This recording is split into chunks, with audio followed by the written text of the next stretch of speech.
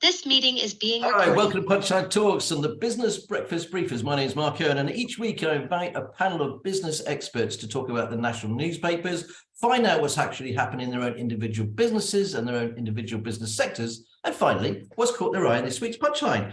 Before I start, I'd like to thank our fantastic sponsors, Hazelwood's Accountants and Business Advisors. If you like the show, please like, share, and subscribe. Right, let's meet the panel. We've got Nigel Tillott. He's the director of Davies and Partners. I have 180 staff across 4 offices, a turnover of 9 million, and Nigel is an expert on employment law. We got Cicely Elliott-BERRY. She's a co-founder and director of Siblings Distillery. They've got 10 staff and make fantastic gin. We've also got Mark Stewart, CEO of Stewart Golf and UK DIT export champion.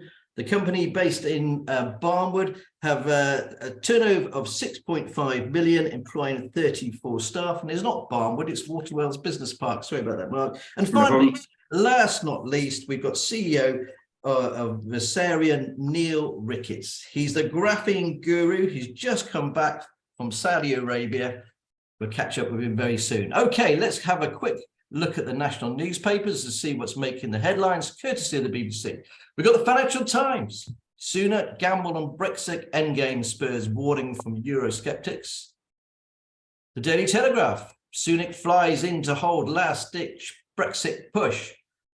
The Times. Sunak holds Belfast talks to sell the Brexit deal. As you can see, all the big names are going for that. And then we go to the Daily Mail.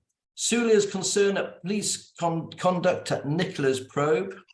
The Metro, just focus on finding Nikki. The Sun, don't be afraid, Nikki come home. The Daily Express, Nicola's family beg for end to appalling rumours. The Guardian, Sturgeon exit delays vote on independence for the next 5 years. And the Eye, call for obscene energy profits to compensate victims of prepay meter scandal. The Daily Mirror, how can this be right? The gas make £3.3 billion. And the Daily Star, zombie apocalypse. 1 in 4 of us only sleep 5 hours a night, 91% wake in the middle of a night, and 13% of us are too tired for rumpy pumpy or games of golf. Right, let's get on with the panel. So, Neill, where would you like to start, please? Well, probably the last story is quite interesting, and you know, I've seen quite a bit of evidence that everybody seems to be tired at the moment. But the stories I went with, the whole thing over missing Nicola, yeah, the number of armchair experts. There was a really, really great post on social media from a policeman saying, "Can you just let us get on with our job, please?" But that led into another story, which is all about the media and how much do we believe the media. It's a good job my old friend Ian Mean isn't on the panel, because he'd be jumping up and down. But I don't really trust the media anymore, I've got to be honest. And you know, I didn't buy the papers this morning because I'm sick to death of reading the papers, to be honest. We've got the strikes that are now affecting professional rugby players. I know I said I wouldn't talk about it, but it's a big story. You know, I've developed this kind of theory that this is inverse pyramid, that there's these, you know, hundreds of people that are dependent on the poor player that's playing fullback, and it's no different what industry you're in. And so I think that's a big story. I've never known a time where a national team has ever, you know, threatened to go on strike, and they're really serious about it. And I think they've got every right, to be honest. You know, this is a big sport now. But the other thing is, you know, I'm a bit worried about these massive profits that are coming in from these companies. There's a story just come in while we're talking about NatWest announcing, you know, a huge surge in profits. Is that profits at the expense of everybody else? You know, I think there's a bigger gap opening up. The haves have more, the have-nots have less. And I think we're in real trouble. And I don't know how much more people will take, to be honest. I think you're right there, actually. I mean, that obscene amount of money that British Gas made the other day, £3.3 billion. And it seems on top of BP as well, making a lot of money, Shell on top of it as well. There has to be a tipping point, you know, where people... Sorry, Neil. I think we're getting to that tipping point. I think people have had enough. I don't think people can stand much more of it, to be honest. And I think it, you know, from a business perspective, it's really tough to be in business at the moment. You know, the costs are going up, labour's going up, customers don't want to pay any more. We've got Brexit to deal with, and you know, the rights and wrongs of whether we should have left or stayed. The reality is, and I'm sure that that everybody can talk about this, it's more difficult to do business. And we've got more paperwork, we've got more legislation, and that's difficult for business. But the last story I'll finish on, which you'll like, it's a Welsh story, Mark. A barber who sacked a woman after 4 years of phoning in sick on Mondays must pay her £3,000 in compensation. And I'm sure I'd love to get Nigel's view on that. Well, let's bring Nigel in afterwards about that, mate, if that's okay. Thanks ever so much for that, Neil. Let's go over to Cicely. What have you picked out for us, please? So I have had a look at a couple of the news channels and things I subscribe to.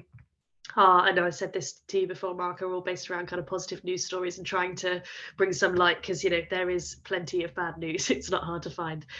So I had picked up on a couple of stories. One of them was about a group of barbers based in Islington in London who have decided to start an initiative to get qualified as counsellors.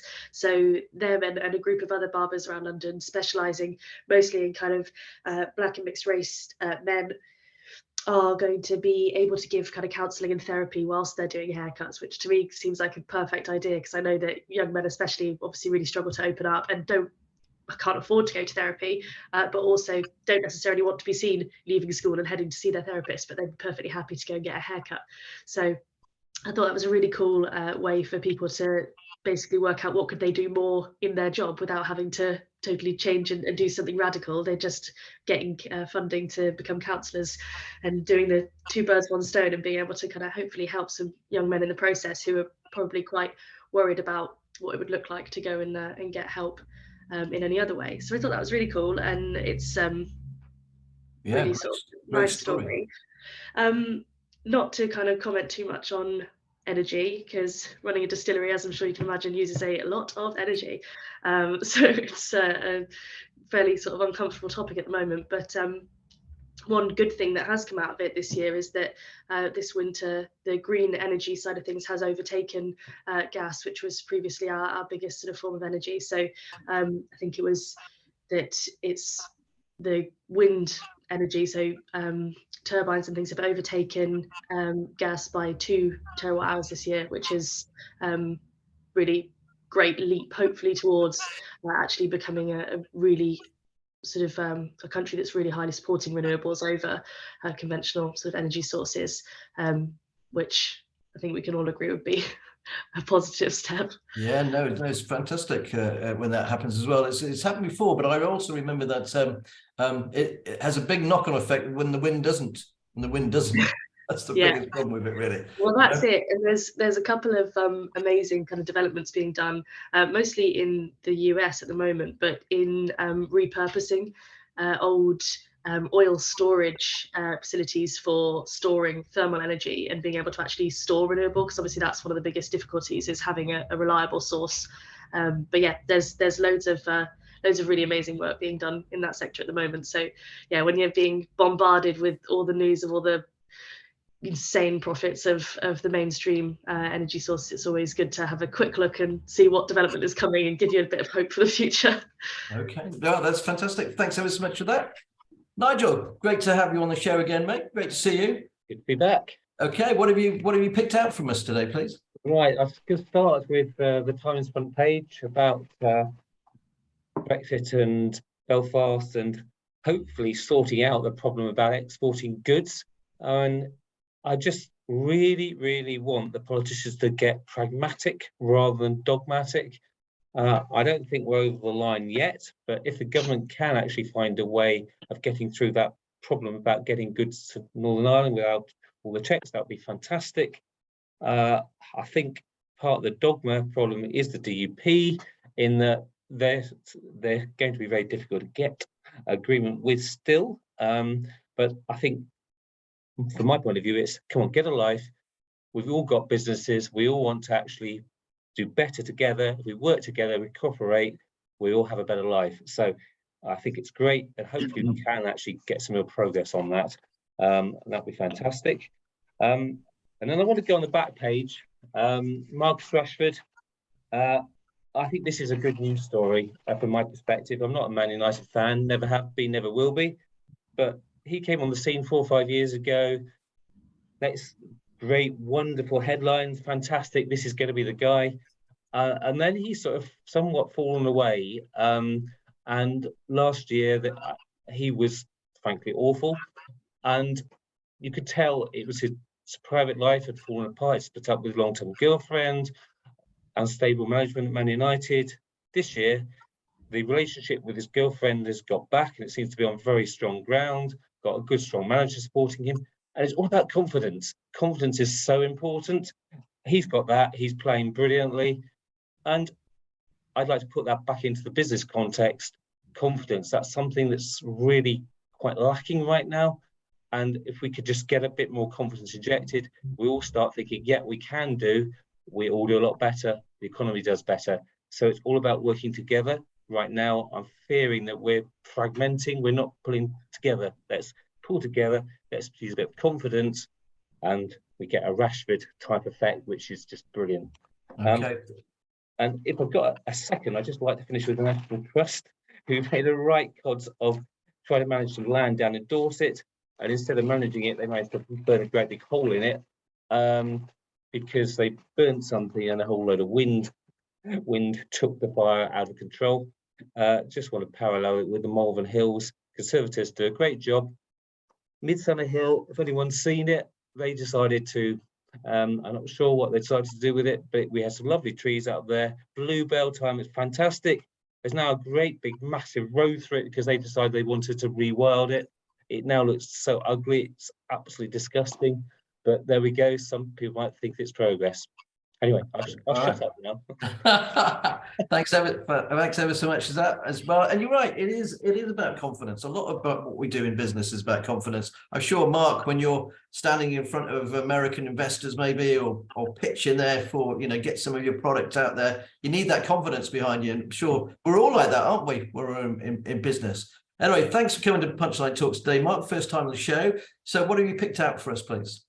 Yeah, thanks for having me, first of all. And actually, the first one that caught my eye, to follow up from Nigel, actually, was regarding Manchester United's sort of resurgence, and obviously Rashford's part of that.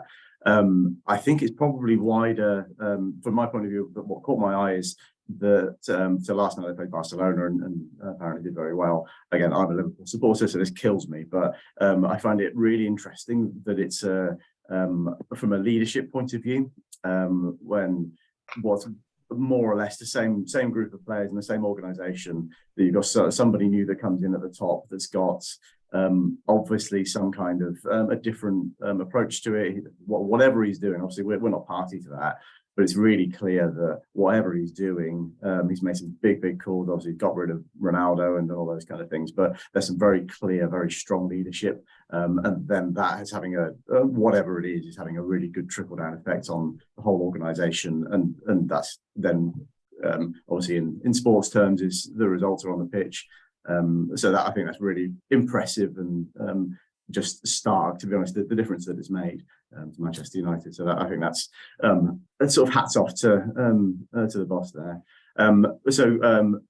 Separate to that, I've been looking around. Obviously, I haven't got any newspapers to hold up because it all goes online these days.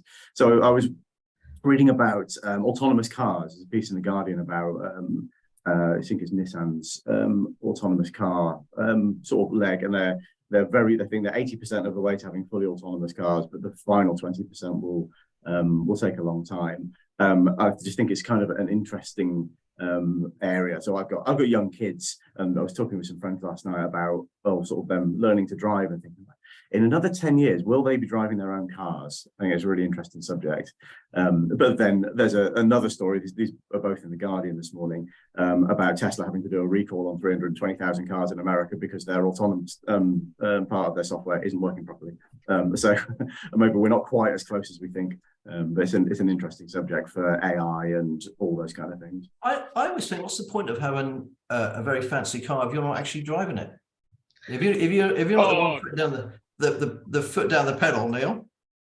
What's the point? It's because basically a lot of people aren't very good drivers, Mark, and so it depends on whether I'm a huge petrol head. I've always had cars all my life. About 5 years ago, I bought a Tesla. Best thing I've ever done.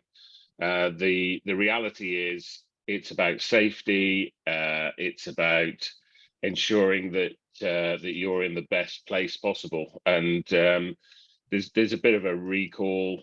Cars have recalls all the time.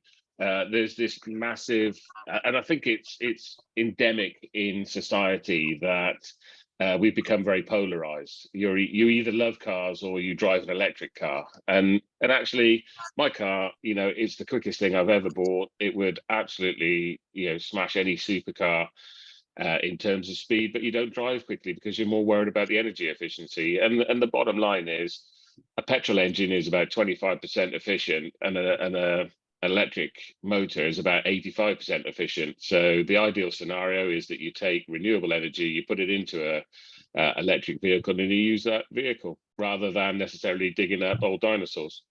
But there's no money in it. I wish I'd start this whole conversation now.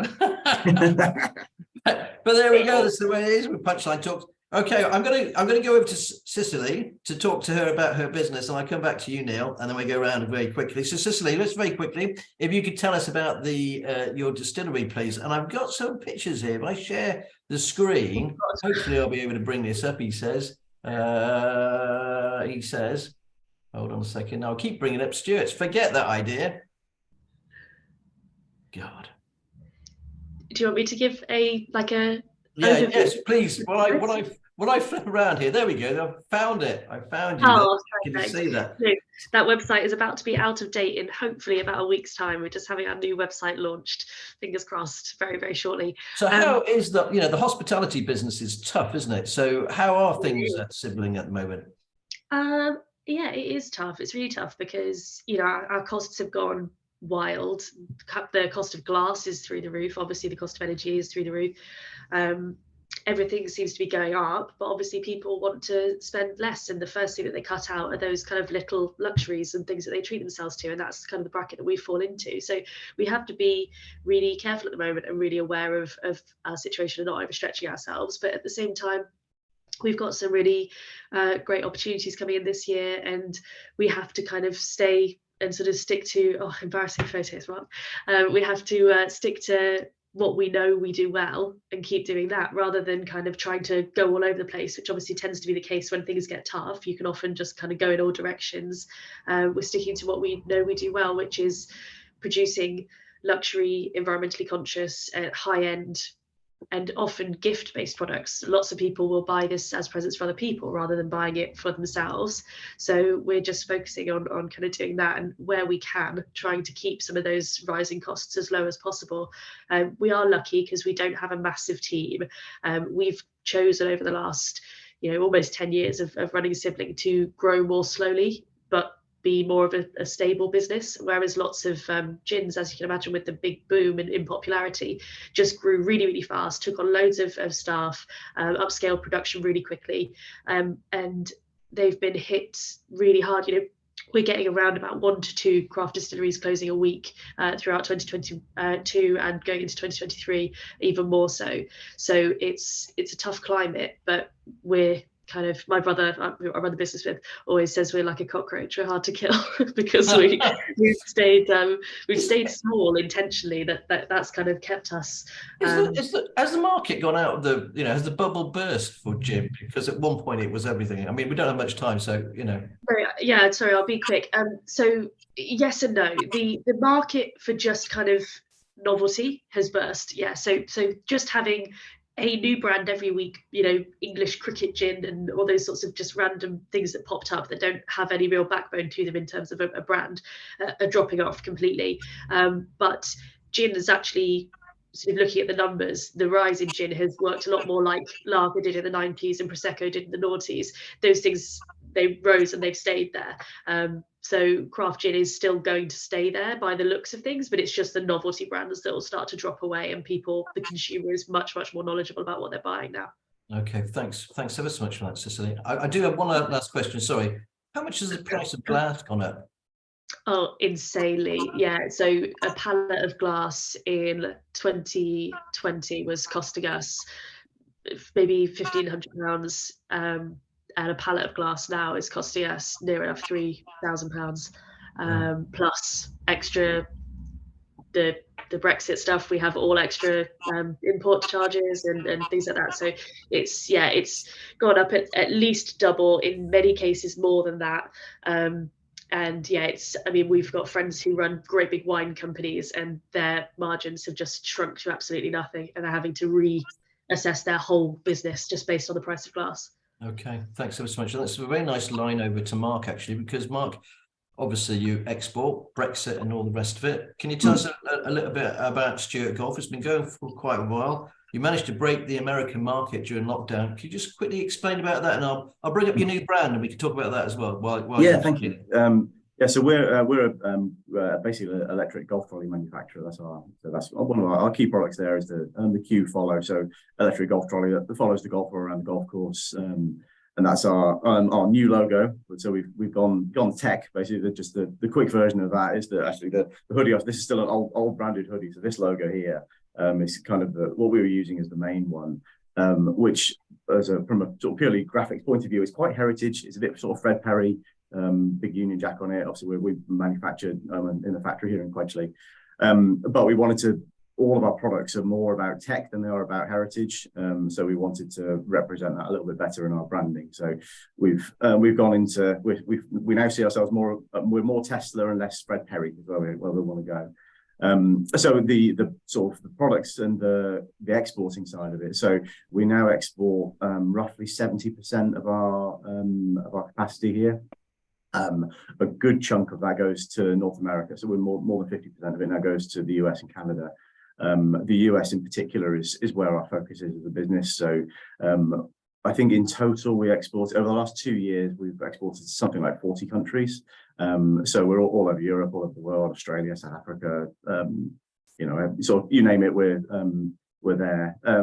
But the US has got a huge amount of potential for us. And through COVID, actually, we were one of the beneficiaries of COVID, our company, but also the golf industry generally, because golf is a good sport for social distancing and all that kind of stuff when it was a thing.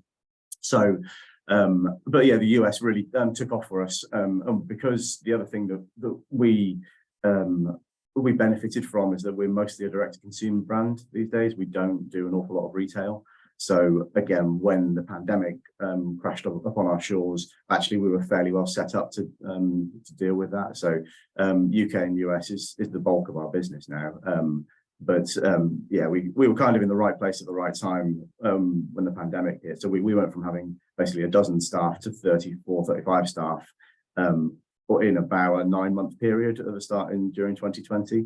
Yeah, it made a big impact on us. But yeah, the export side of it is huge. On the Brexit side of things, we lost something like about £250,000 worth of sales, but almost overnight because we could no longer do direct to consumer onto the continent. But on the kind of the plus side of that, what it forced us to do was consolidate how we were organizing our sales. So we changed our model in Europe to go from sort of a mixture of direct to consumer and retail to just doing retail, which simplified what we were doing in Europe and allowed us to focus more attention on the UK market and the US market and the other sort of key export markets. So it's not been good news because we did lose some business from it, but actually it was kind of a blessing in disguise because it allowed us to simplify what we were doing. And obviously, you're very pleased with your new branding. Has it gone down well? Yeah, it's been good. So it's going to be a little bit of it'll take us a while to get it through onto all of the products and everything like that. So we've got a couple of product launches coming up in the next few months. But no, it's gone down really well. It's a big change for us. So it's sometimes branding is sort of tweaking and evolution. But with this one, this is actually our 20th year of being in business. So we said, look, if we're gonna do something to set us up for the next 20 years, let's do something significant. No, I'm really happy with it. The more I see it, the more I like it. I like it as well. I've got your golf trolley, mate, which I absolutely love. If only my golfing was as good as your trolley, is the only thing. Wow. It's the best bit of my game, actually. Yeah, Right, we anyway, which is not hard, a bit like Welsh rugby. Anyway, let's go. We're going to go over to Nigel. Nigel, I mean, it's funny actually because I think Neil brought up earlier about employment law and about this particular case, which I'm sure he won't be able to touch on. But have you seen a big rise in tribunals recently as more and more people get made redundant? I'm not sure. Where we had a big rise was 4 or 5 years ago, when the courts decided that the government charging people to bring claims to tribunals was unlawful. That the charges the government brought in were quite high, and they went to judicial review, and eventually the court said, no, you can't do that. So the government, when it has time, can introduce the piece again, but at a lower level. But when the change came, we had an absolute rush of cases, and the tribunal system had been completely streamlined and reduced to cope with what were lower levels, because there were big fees and they couldn't cope. So we're still reeling from that, frankly. The tribunal system's way behind, and COVID didn't help. When COVID struck, they couldn't actually handle cases online. They can now, but the result is a bit chaotic, because some tribunals are in charge and know what they're doing, and you can get a hearing in a few months' time. Others are 2 or 3 years away. So it's completely random. It doesn't really help people, especially when people are thinking, what was all this about? When we get some really odd cases coming through as well. So it's all a bit of a mess, frankly. All right. I mean, the judicial system itself is completely broken, isn't it?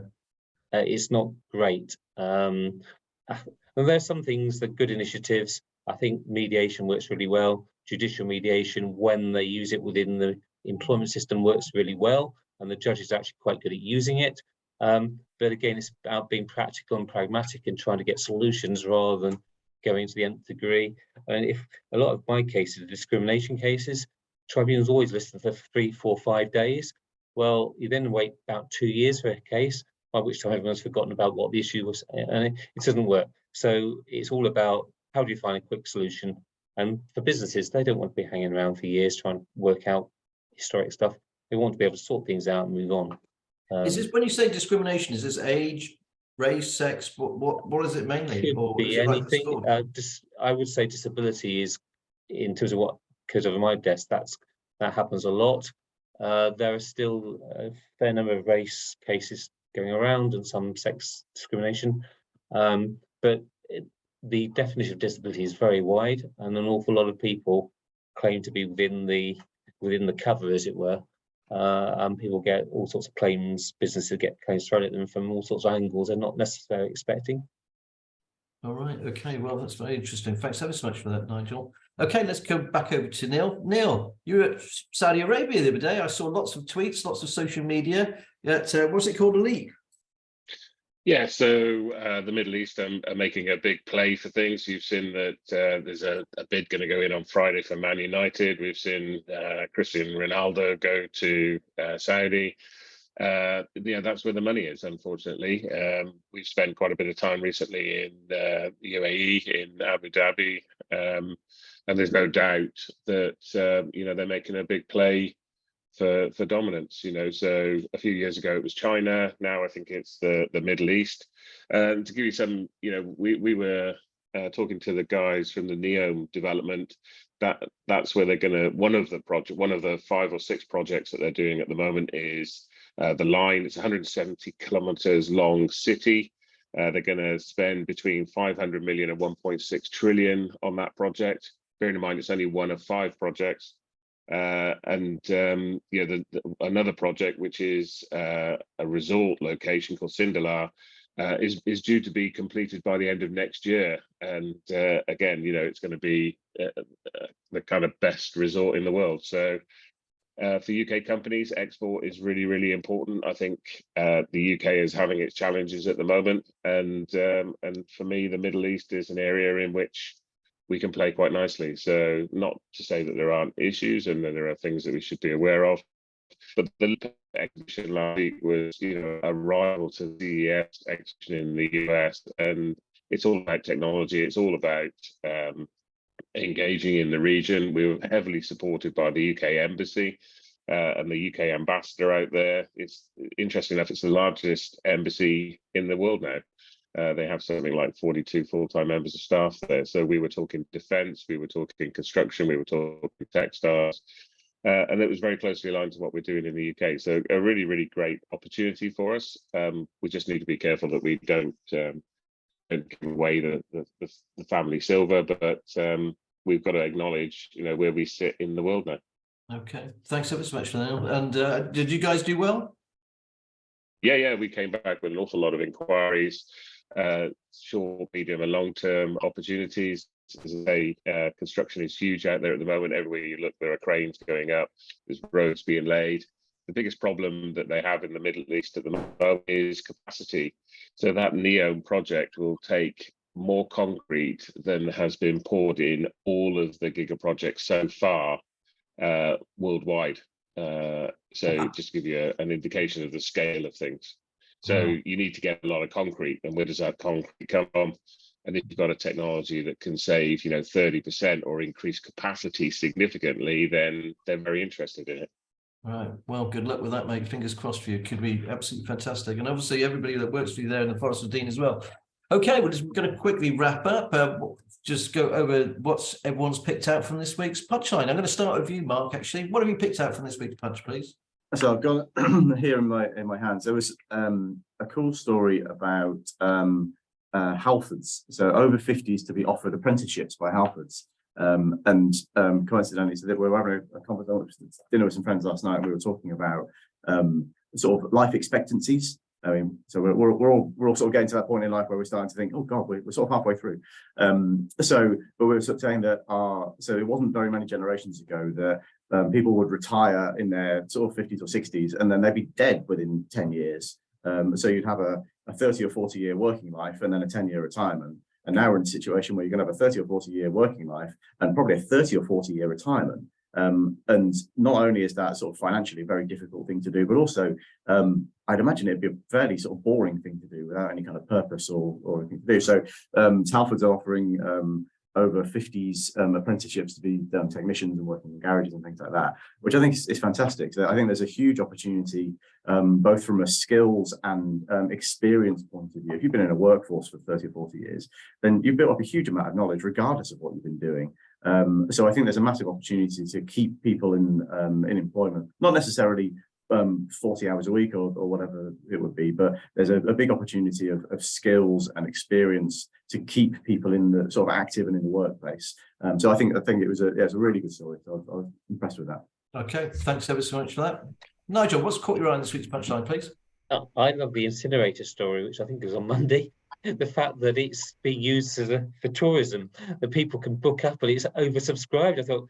I thought actually I would be fascinated to actually go there and see what it does, and in terms of its green credentials, because that was, I think, the number of the story about what it does in terms of recycling. I thought, I never thought before about going to an incinerator to actually go around as a tour, but I thought actually I'd quite like to do that.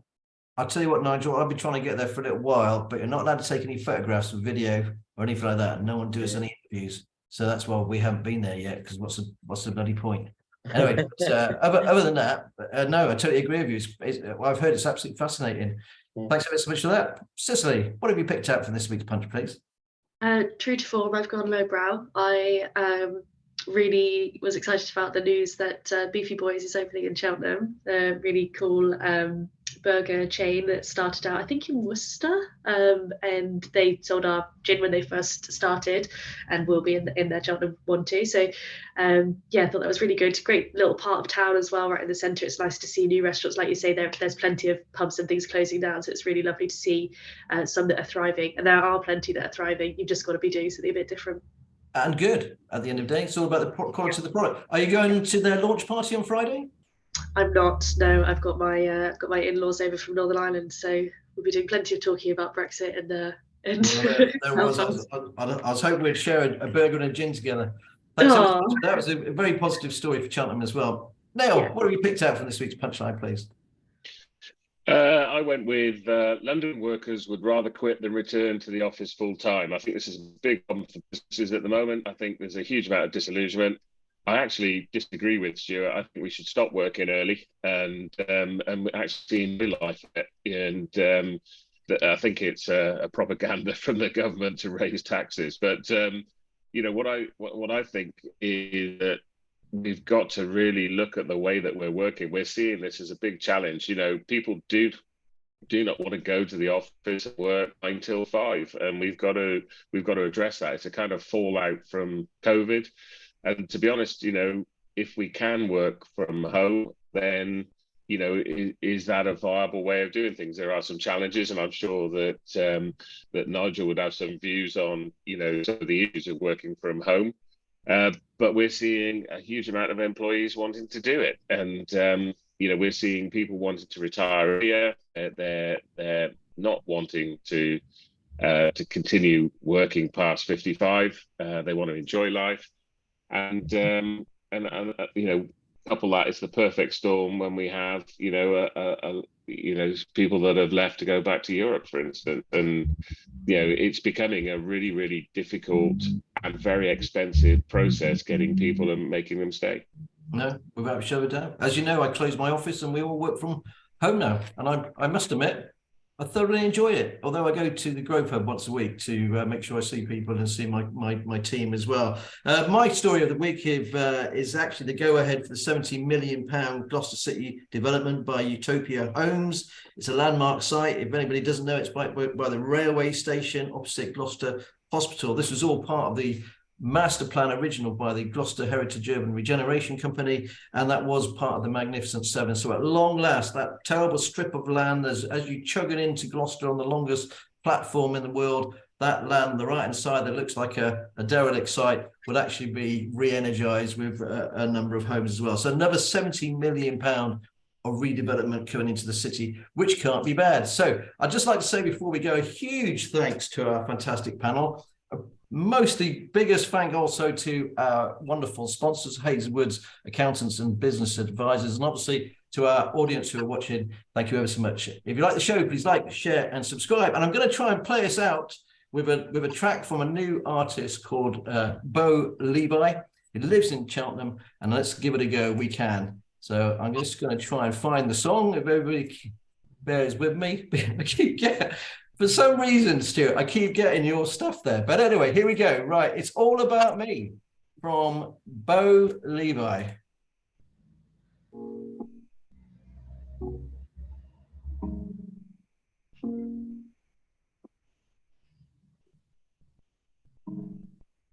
Everybody knows who you're running from. Where she makes you pull like a little bit. Ways to be on your head, now the moment's gone, yeah. Yeah, it's coming. It's the one you're on. Changing into that. She's finding what's in your hands. You don't think you understand. You want you to go. You don't think so. It's hard to why I lost your prayer.